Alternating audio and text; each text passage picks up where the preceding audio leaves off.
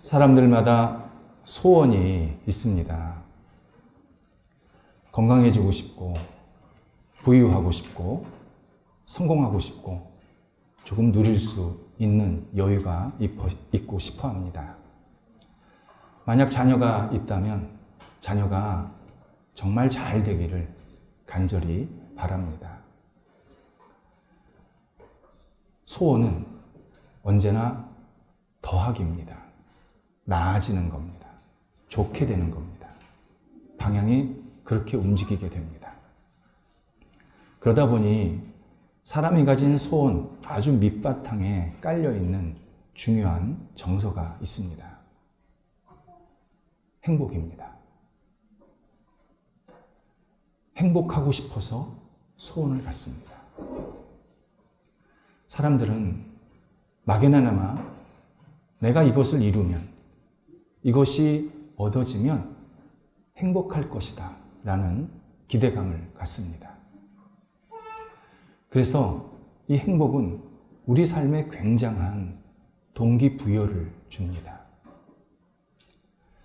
행복, 현대 사회에서 나온 개념 가운데 하나입니다. 행복이 본격적으로 공론화되기 시작한 것은 18세기였지만 각 개인이 행복해야 된다라는 것을 강력하게 주장하는 것은 20세기 들어와서야 본격적으로 시작이 되었습니다. 그래서 현대법에 행복추구권, 행복보장권이라는 항목을 따로 신설해서 그 법을 제정하게 됩니다. 그런데 법에서 행복을 보장한다고 개인이 행복을 느끼는 것은 아닙니다. 누군가가 우리에게 자, 이게 행복입니다. 가져가세요.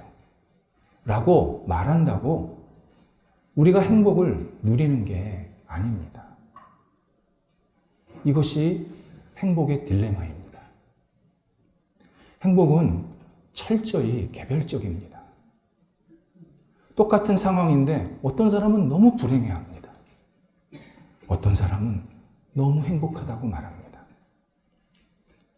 누가 보더라도, 객관적이 보더라도 이 상황은 너무 힘들어, 고통스러워, 아픔이야 라고 생각이 들지만 막상 그 사람은 그 현실에서 저는 감사합니다.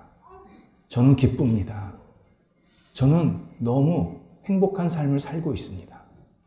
고백하는 모습을 너무 많이 보게 됩니다. 이유가 있습니다. 행복을 과정으로 볼 거냐, 최종 목적으로 볼 거냐에 따라서 달라집니다. 행복을 과정으로 보면 그 다음 단계에 더 높은 목적이 있기 때문에 잠시 내가 만족하는 겁니다. 그래서 행복으로 끝나지 않고 더 나은, 더 큰 목적을 향해서 계속 나아가기 때문에 그 사람은 계속 만족과 기쁨을 누릴 수가 있게 됩니다. 반면 행복이 목적이 되면 그 행복은 반드시 무너집니다. 거기 딱 올라가는 순간에 행복이 찾아오는 게 아니라 마음이 허무함과 말할 수 없는 빈 공간으로 괴로워합니다. 너무 많은 경우가 우리에게 주어졌습니다. 지금까지 사업을 하시고 많은 재산을 가진 사람 중에서 최고의 부자는 조지 이스트만입니다. 요즘 우리 시대에 부자가 몇백조 이렇게 얘기가 나오는데 조지 이스트만에 비해서 현금 가치 턱없이 부족했습니다. 조지 이스트만이 누구였냐면 코닥 필름의 창업주입니다. 디지털 카메라도 제일 먼저 만든 회사가 코닥입니다. 엄청나게 컸습니다. 우리 예전에 디지털 나오기 전에 사진기 찍었다 그러면 다 코닥입니다. 그러니까 수요가 전 세계 모든 사람이 다 본인의 소비자입니다. 돈을 엄청 벌었습니다. 그가 뭐라 그랬냐면 나는 행복하려고 돈 번다. 나는 돈으로 행복을 살 수 있다고 생각해서 돈을 벌고 있다. 그렇게 말했는데 끝에 가서는 뭐라고 말하냐면 나에게 찾아온 것은 비참한 열패감이다. 돈을 가지고 행복을 목적을 삼았는데 막상 거기 올라가 보니까 사람들이 자기를 돈밖에 안 본다는 겁니다. 자기 인격이 없어졌다는 겁니다. 얼마나 자기가 비참했는지 그래서 결국 스스로 목숨을 끊게 됩니다.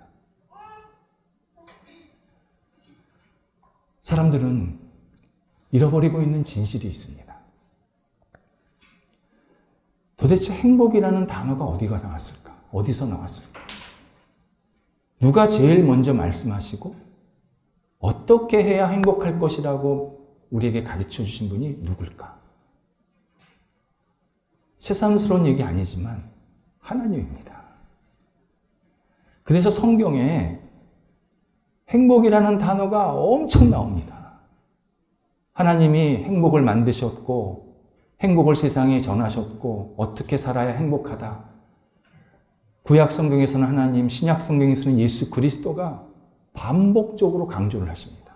다만 행복은 우리가 만들어낸, 하나님 빼고 만들어내는 개념이고 성경에서는 그 행복을 뭐라고 표현하냐면 복이라고 표현합니다. 그냥 복. 그러니까 복을 누리는 게 행복인 겁니다. 그걸 우리 사회가 행복이라고 표현하고 하나님 다 빼버리고 뭐하면 행복하다. 그렇게 말하고 있습니다.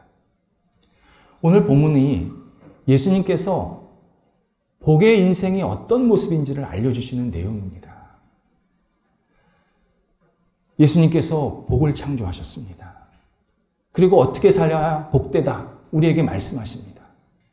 우리는 오늘 말씀을 진중하게 받아들이고 따라야 합니다.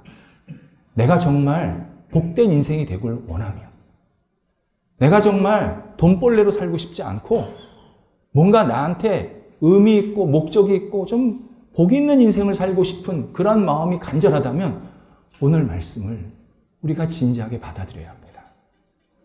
오늘 말씀은 현대에서 해석한 행복을 당연히 포함하고 더 깊고 넓고 높은 차원의 진정한 복의 인생을 우리들에게 말씀하십니다. 예수님께서 이 복의 인생을 말씀하실 때 두 가지로 구분을 해서 말씀하십니다.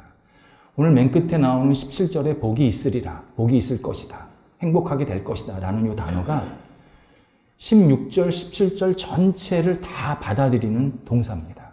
복이 있을 것이다. 근데 그 내용이 두 개로 나눠져 있습니다. 먼저 16절에서 종이 상전보다 크지 못하다. 받은 사람은 보내신 분보다 크지 못하다. 너무나 당연한 얘기, 우리가 이해하기 쉬운 말씀을 해주고 계십니다. 그런데 의미는 굉장히 깊습니다. 우리가 지금 예수님을 믿으면 주님이라고 고백을 합니다. 주님이라는 뜻은 제 생명은 주님께서 주셨습니다. 제 인생은 주님으로부터 시작이 되었습니다. 저는 주님 없이는 살 수 없습니다. 저는 주님께서 모든 것을 베푸셔서 지금 이 자리에 있는 겁니다. 라는 고백이 예수님이 나의 주님이십니다. 라는 고백입니다. 그러니까 예수님을 주님이라고 고백했다라는 것은 사실 인생이 완전히 바뀌었다는 겁니다. 여태까지는 언제나 나를 먼저 생각을 했는데 내가 예수님을 주님이라고 고백하는 순간에 나는 예수님 때문에 내가 살고 있구나 라는 것을 분명히 깨닫고 고백하고 있다는 겁니다. 그런데 이 주님이라는 단어가 예수님 시대에 처음으로 나왔는데 그것을 처음으로 적용한 사람은 예수님이 아니었습니다. 로마 황제였습니다. 로마 제국이 주라는 이 말을 만들어냈습니다. 큐리오스.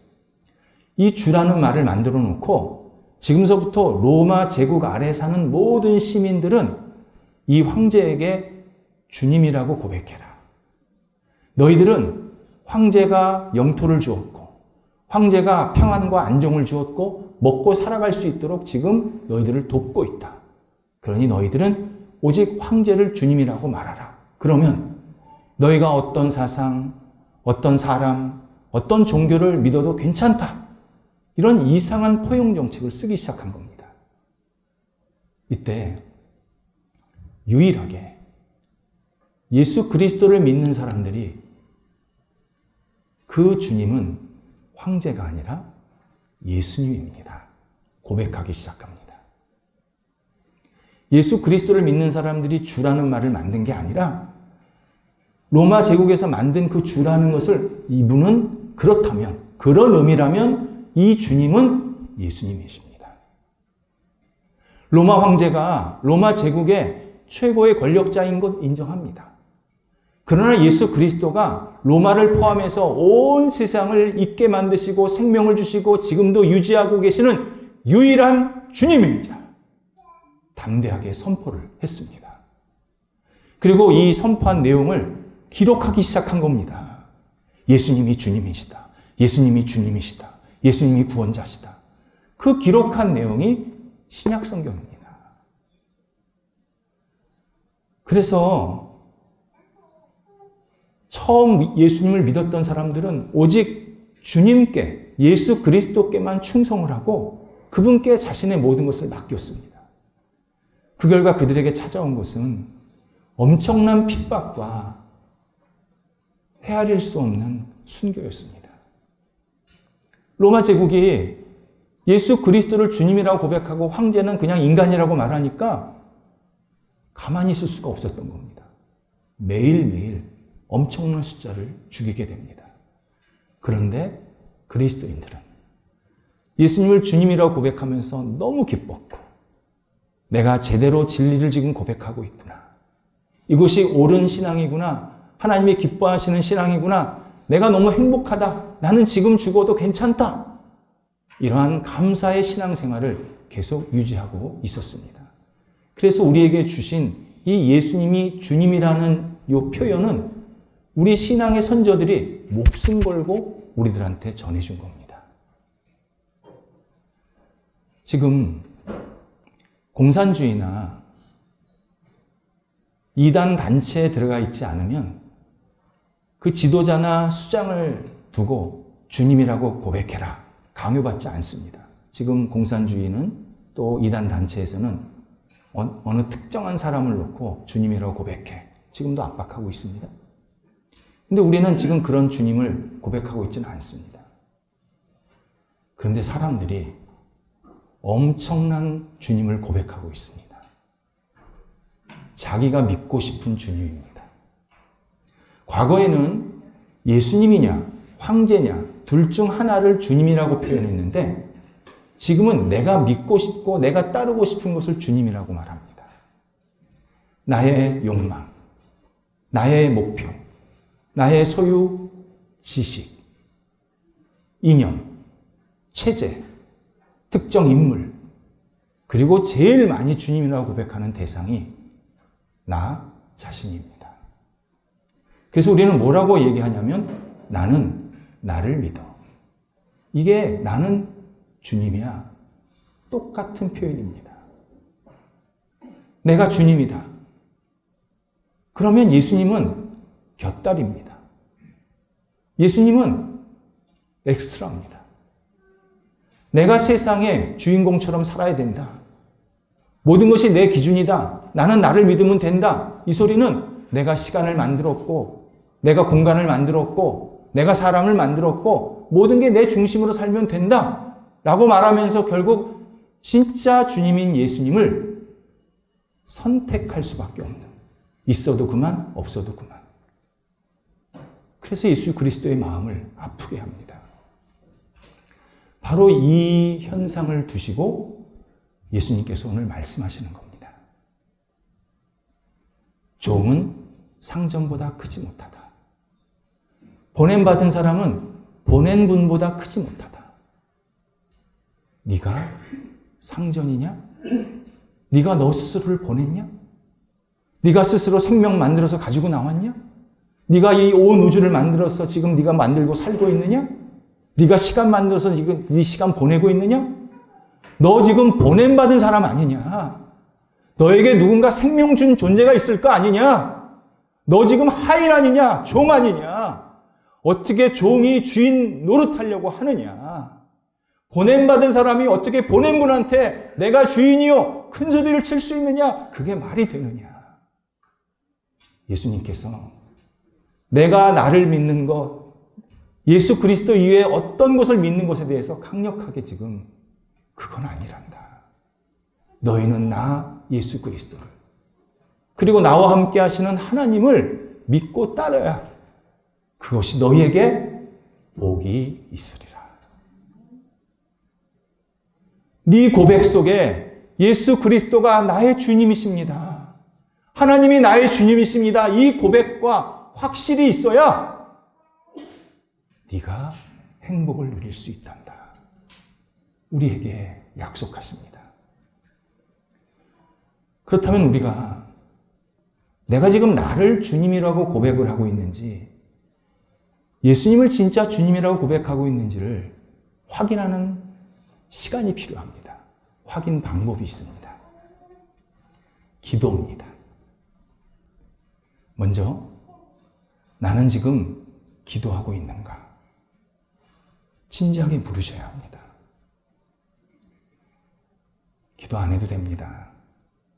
저요, 제 문제는 제가 알아서 해결할 수 있습니다. 저 그런 능력과 지식과 배경과 경험이 있습니다.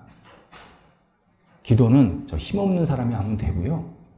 저는 그냥 교회만 왔다 갔다 하고 기도는 저는 안 해도 됩니다. 만약에 이렇게 생각하고 있다면 그 사람은 자기가 주인 노릇하고 있는 상황입니다. 우리는 아침에 일어나서부터 저녁에 누울 때까지, 그 다음날 아침까지 정말 한순간도 예수 그리스도의 은혜 없이는 살 수 없습니다. 내가 숨 쉬는 것, 밥을 먹었는데 소화가 되는 것, 내가 어떤 일을 할 수 있고 뭐 하면 기억도 나고 말도 할 수 있는 것, 이게 어떻게 당연합니까? 이게 어떻게 당연합니까? 우리는 크고 작은 일을 주님 앞에 기도할 수밖에 없는 존재입니다. 내가 능력이 있건 없건 그건 둘째 문제입니다. 주님, 저는 주님 없이는, 예수님 없이는 어떤 일도 할 수 없습니다. 진실하게 고백하면서 기도하는 생활, 그 사람은 지금 예수님을 나의 주님으로 고백한 상태입니다. 또 하나가 기도의 내용입니다. 기도의 내용이 내가 원하는 것, 내가 얻고 싶은 것으로 계속 처음부터 끝까지 계속 그 얘기만 한다. 지금 내가 주인 되어 있는 상태입니다. 당연히 내가 원하는 것, 내가 구하는 것을 주님 앞에 아뢰어야 합니다. 예수님께서 기도를 그렇게 가르쳐 주셨습니다. 일용할 양식을 주옵시고. 기도하라는 거 아닙니까? 그렇게. 그래서 우리가 예배 시간에도 개인적으로도 건강을 위해서, 물질을 위해서, 자녀와 부모를 위해서 우리 기도하고 있습니다. 가르쳐 주신 대로요. 그런데 그 전에 뭘 기도하라고 그러셨냐면 하늘에서 하나님의 뜻이 이루어진 것 같이 땅에서도 이루어지게 하소서.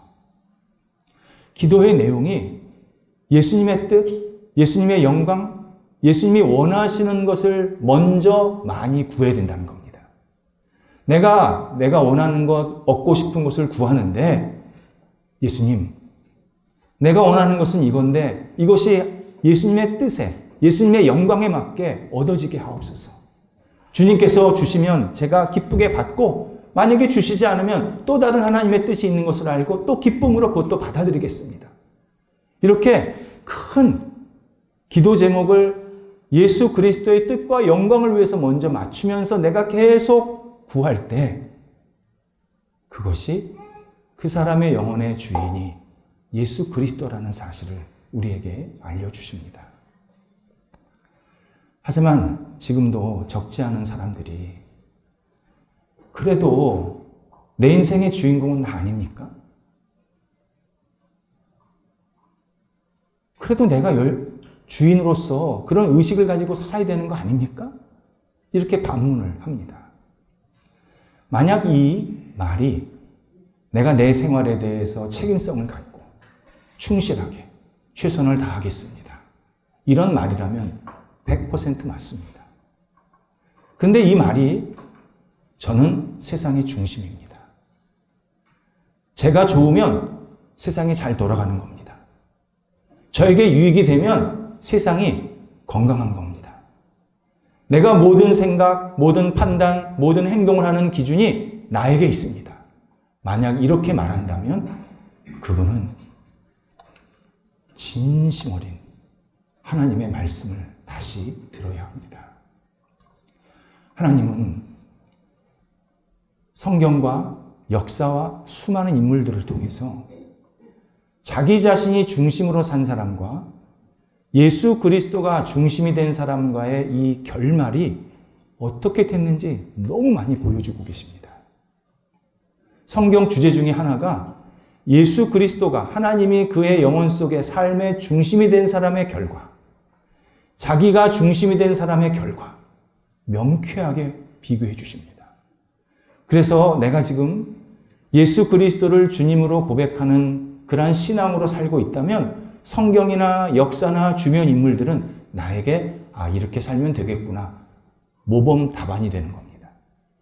근데 내가 지금 내 중심으로 살고 있다 그러면 성경이나 역사나 주변 사람들은 나한테 지금 계속 경고장을 날리고 있는 겁니다. 우리가 예수 그리스도를 주님으로 고백하는 것, 그때 우리에게 복을 주시겠다고 복의 창조주가 우리에게 약속하십니다. 두 번째가 예수님을 주님으로 고백했으면 그렇게 살으라는 겁니다. 내가 입으로 예수님, 주님이십니다 고백을 했으면 실제로 그렇게 실천하면서 살아야 복이 있으리라 말씀을 하십니다. 워런 버핏 이야기를 좀 나눌 필요가 있습니다. 누군지는 우리가 다 잘 압니다. 그가 공식적으로 저는 하나님을 믿습니다 그런 말을 안 하고 있습니다. 그런데 그가 예전에 나는 어릴 때 다녔던 장로교회가 그립다 그 말을 한 적이 있습니다. 물론 그분 유대인입니다. 그러니까 어릴 때부터 하나님을 잘 아는 가정에서 자란 겁니다. 교회도 다녔겠죠. 근데 지금은 그 고백을 안 해요. 얘 하나님을 믿는다고? 그래서 이제 주변에 친한 사람들은 분명히 이유가 있다. 저 사람이 뭔가 지금 여러 가지 생각이 있는 것 같다. 언젠가 하나님께서 그의 입술을 통해서 고백을 하시지 않을까? 이런 기대감을 갖고 있습니다. 저는 다른 거는 다 모르겠는데 이분이 하는 말과 이 투자 원칙을 가만히 읽어보면 완전 성경적입니다. 목사급입니다. 이거는 성경을 읽지 않으면, 하나님을 인정하지 않으면 이런 말을, 이런 투자를 할 수가 없습니다. 그가 이런 말을 합니다. 돈은 삶의 목적이 아닙니다. 돈은 삶의 수단입니다. 그런데 많은 수단 가운데 하나입니다. 당신이 집중해서 많이 투자할 대상은 당신의 마음입니다. 성경대로 하면 영혼입니다. 당신의 마음이 풍족하지 않으면 당신이 아무리 부자로 살아도 가난한 영혼밖에, 가난한 마음밖에 되지 않습니다. 목사님 설교가 아니라 워런 버핏 얘기입니다. 자기의 경험을 또 이렇게 얘기해 줍니다. 그때 미국의 주식 시장이 활성화되고 있었을 때였습니다. 버핏이 여러 투자자들과 같이 식사를 하면서 주식 시장은 항상 플러스가 될 수 없습니다. 위기를 지금은 관리할 때입니다. 여러분이 투자한 것을 되도록이면 많이 회수하시면 좋겠습니다. 진짜 진심 어린 이야기를 해줬답니다. 그랬더니 투자자들이 예, 그렇게 하겠습니다. 다 그렇게 이야기를 했습니다. 그리고 버핏 자신도 투자한 회사들을 대부분을 다 빼서 큰 현금을 확보하고 있었습니다. 그런데 투자자들이 지금 분위기 좋은데 아직 아니야. 다음 달에 뽑아야지. 조금 더 기다려봐야지. 그러면서 투자 회수를 안 했다는 겁니다. 그런데 정확히 3일 후에 금융위기가 터진 겁니다. 항공모함이 파산이 되면 엄청나잖아요. 밑으로 막 가라앉잖아요. 미국 주식시장이 밑으로 떨어지기 시작하는데 바닥이 없는 거예요. 한 달 만에 투자자들 대부분 천문학적인 액수를 다 잃어버렸대요. 그 중에 한 사람은 정말 부자였는데 파산 신청했대요. 한 달 만에. 그때 버핏이 한 이야기가 있습니다. 인생은 실천입니다. 영적인 세계도 마찬가지입니다. 내가 예수 그리스도를 나의 주님으로 구원자로 고백했다면 그때부터는 고백한 대로 살아야 합니다. 그래서 17절에 예수님께서 뭐라고 말씀하시냐면 내가 행한 것을 너희도 행하라 그러면 복이 있으리라. 나를 주님으로 고백했으면 지금부터 내가 행한 것을 너희도 그대로 행해라. 그래야 너희가 복이 생긴다. 약속을 하십니다. 예수님께서 말씀하신 내가 행한 것 바로 사랑의 행동이었습니다. 이전에 예수님께서 우리를 사랑하신다고 고백을 하셨고 그리고 그 사랑의 행동을 직접 보여주셨습니다. 그리고 하나가 더 남았습니다. 며칠 있다가 십자가에 죽으시는 일 남았습니다. 예수님이 십자가 당신의 생명을 다 쏟아내시면서 우리를 사랑하신다라고 고백하는 사랑의 실천이셨습니다. 그러면서 우리에게 똑같이 행하라 얘기하십니다. 예수님께서 지금 행하라고 얘기하는 대상이 누구냐면 너희입니다. 너희가 누구냐면 제자들. 그리고 예수님을 진심으로 따르고 있었던 이름 없는 여성들. 그리고 일반 소수의 사람들. 이 사람들이 지금 예수님 앞에 있는 너희입니다. 너희가 사랑을 실천하라. 무슨 얘기입니까? 가까운 사람부터 사랑을 실천하라는 겁니다. 내 눈을 떴을 때 제일 먼저 보는 사람. 얘라 이 왼수야. 이러지 마시고. 떴을 때 제일 먼저 보는 사람. 사랑하라는 겁니다. 애도하면 하잖아요. 애도. 내가 자꾸 만나는 사람. 진심 어린 교제하는 사람. 대화하는 사람. 같이 신앙생활하는 사람. 사랑의 행동을 하라는 겁니다. 나는 저 멀리 있는 사람 사랑할게요. 저 어쩌다 보는 사람한테 잘해줄게요. 이 사람은 지금 가짜 사랑하겠다는 겁니다. 사랑할 마음이 없는 겁니다. 내가 매일 만나고 매일 얼굴을 맞대고 매일 통화하고 매일 생각하고 그리고 자주 신앙생활 공동체로 함께 모이는 내 옆에 있는 사람, 가까운 사람을 사랑하라. 사랑을 실천하라. 우리에게 말씀하십니다. 그러면 복이 있으리라. 약속하십니다. 진짜 사랑은 내 옆에 있는 사람을 사랑해서 그 사랑이 점점 커져서 다른 사람에게 넘어갈 때 그렇게 사랑이 시작이 되는 겁니다. 대접받는 것을 행복해하는 것. 소유가 많아지는 것을 행복해하는 것. 내가 높은 자리에 올라가는 것, 행복하는 것. 이것은 지금 세속적 행복론에 푹 빠져 있는 상태입니다. 절대 행복할 수 없습니다. 예수님 앞에서 나 자신을 철저히 낮추고 예수 그리스도를 철저히 높이는 삶. 그러면 예수님께서 우리에게 은혜와 사랑과 긍휼을 계속 부어주십니다. 그러면 그 부어주신 것을 가지고 우리에게 만족과 행복이 생기는데 그것으로 끝이 아니라 그 다음 단계. 나와 가까이 있는 사람을 사랑하고 축복하고 위로하고 격려하는 그러한 사랑의 관계로 내가 가진 것을 계속 사용하고 활용하는 그러한 삶이 될 때 행복하게 될 것이다. 다시 복되게 될 것이다. 더 큰 복이 임하게 될 것이다. 우리에게 말씀해 주십니다. 사랑할 때 본전 생각하지 마시기 바랍니다. 본전 생각하는 사랑은 성례입니다. 자랑합니다. 교만합니다. 투정부립니다. 진짜 사랑은 온유합니다. 오래 참습니다. 기도하겠습니다. 하나님, 저희에게 진실한 사랑, 온전한 사랑을 먼저 부어주셔서 감사드립니다.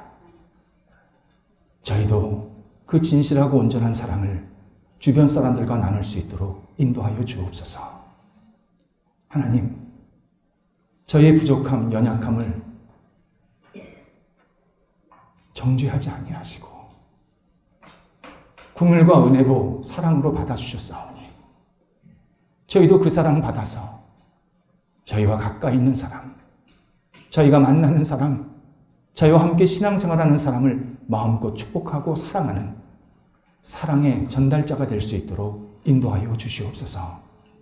하나님, 저희 삶과 영혼이 주께서 허락하시는 복으로 충만히 채워지게 해주셔서 이 땅 속에서 천국 백성으로 사랑의 아름다운 은혜를 나눌 수 있도록 저희들을 마음껏 사용하여 주시옵소서.